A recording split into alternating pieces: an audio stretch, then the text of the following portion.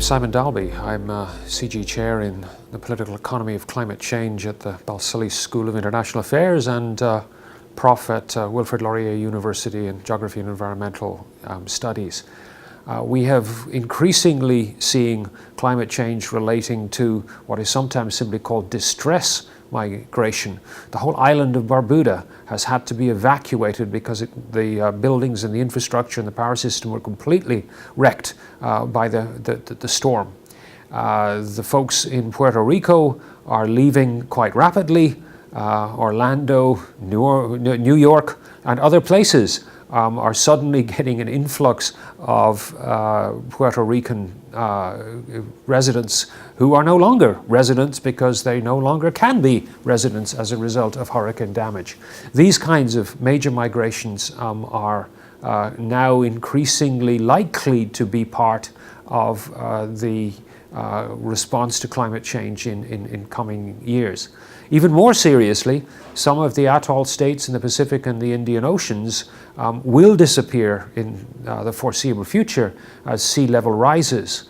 And this raises a major question. What happens to states that no longer have territories? What happens to the people who had citizenship in those national territories?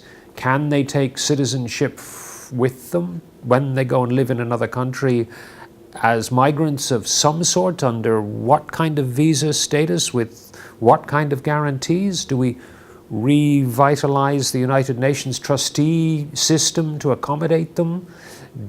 Do we provide money through the United Nations for them to purchase properties and buildings and places to live? But if we do that, does that mean they have to forego their citizenships? Does that mean that the United Nations has a few less members shortly as a result of the indirect consequences of the actions of other states? Are there liabilities that relate to that? All of these issues are being raised in questions relating climate to migration in all its complex ways. And I worry about security, I worry about geopolitics, and all of this points to the fact that we're living in increasingly unpredictable and increasingly changing situations for many people. This is the new geological circumstances often called the Anthropocene, in which the old assumptions of stable environments as the basic context for human life are no longer acceptable as the premises for either policy or academic analysis.